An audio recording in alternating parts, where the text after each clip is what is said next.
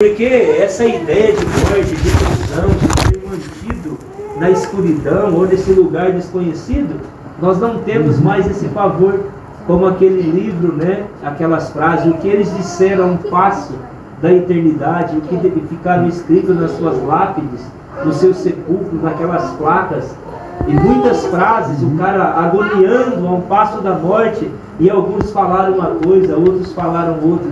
Mas quando você vê as últimas falas ou as últimas palavras dos cristãos, estão cheios de esperança, cheios de vida, né? Eles entram para dentro daquilo que para alguns é uma agonia, é um martírio. Eles entram cantando, né? Morre de forma, ou seja, parte do Senhor de forma alegre, né? Como Jacó, que a hora que está para ser recolhida ainda abençoa, né? Os filhos de José. Você vê aquilo ali o tempo inteiro nas Escrituras, os que são recolhidos aos seus pais, os que dormem no Senhor, né?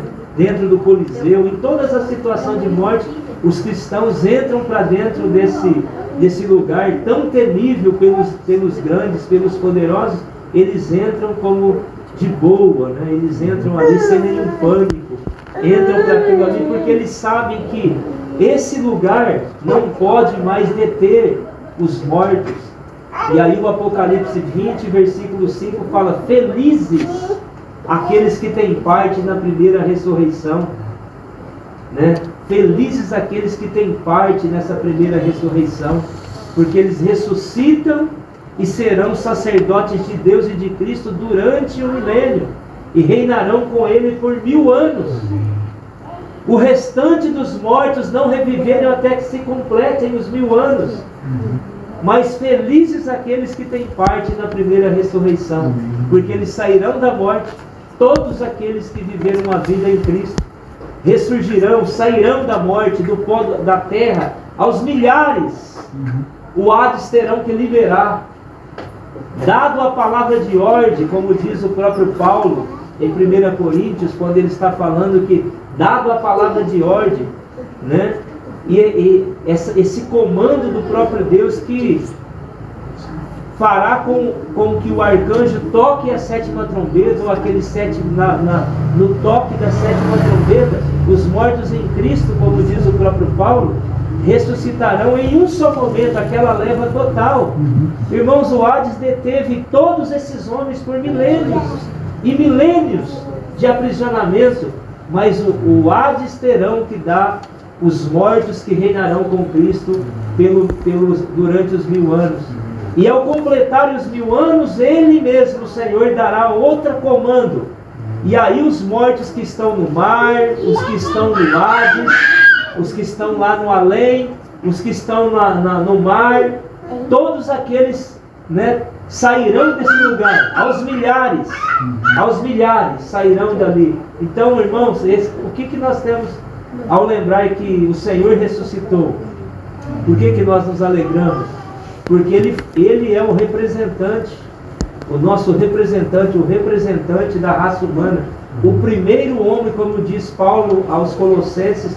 Ele é o primeiro dentre os mortos, aquele primeiro homem que ressuscitou para não voltar à morte mais. Porque outros também ressuscitaram. Lázaro ressuscitou, mas voltou para o sepulcro. O filho da viúva de Naim voltou à vida. É claro que pelo mesmo autor da vida. E dormiram. No Velho Testamento, o filho da viúva, né, que Elias ressuscitou, também voltou à vida. Aquele homem que tocou nos ossos do profeta Eliseu também voltou à vida, mas voltou à vida e foram à morte de novo. Mas o nosso Senhor não, Ele saiu como ser humano, como nosso representante, como aquele que fez a vontade de Deus. Por isso Deus o ressuscitou, né, como diz o próprio Paulo em Filipenses, e deu um lugar elevado, né, à destra do próprio Deus. Cristo recebeu um lugar de honra nas alturas, como nosso representante. E isso também traz a esperança para nós, de sabendo que, da mesma forma que o nosso Senhor ressuscitou e não voltou mais à morte, Ele também nos deu essa vida incorruptível, que se estivermos no pó da terra, haverá um momento que nós sairemos desse lugar, Porque houve um homem, houve alguém, o último Adão também, que se tornou o Espírito que doa vida, que concede vida aos demais homens. Ele saiu da morte e nos concedeu esse privilégio. Amém. Então da sepultura saiu. Sim. Com poder e glória ressurgiu. Amém. Louvado seja o Senhor. Esse é o maior triunfo da igreja. Esse é o maior triunfo dos cristãos. Que houve o ser humano, o Deus que se fez homem, o Filho unigênito do Pai, se tornou um ser humano, morreu pelos nossos pecados, ressuscitou ao terceiro dia e nos concedeu esse poder de ressurreição.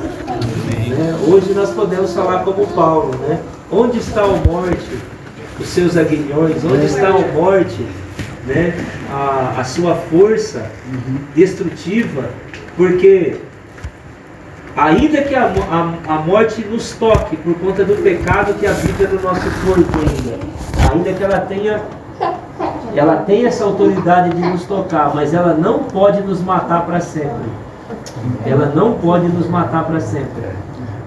Por isso que Jesus falando, ele diz que haverá um dia que os que estão no túmulo, esse dos mortos, fisicamente mesmo, não daqueles mortos que tem que reviver, são mortos vivos, zumbis que estão vivendo sem Deus por aí, sem saber nem que estão vivos.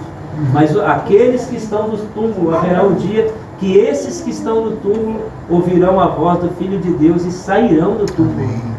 Louvado seja o Senhor. Amém. E nós, os vivos, se estivermos vivos, nesse dia seremos também transformados. Para o encontro do Senhor, se ficarmos vivos até esse dia, iremos encontrar o Senhor nas nuvens, nos ares. Aleluia. Louvado seja o Senhor. Amém.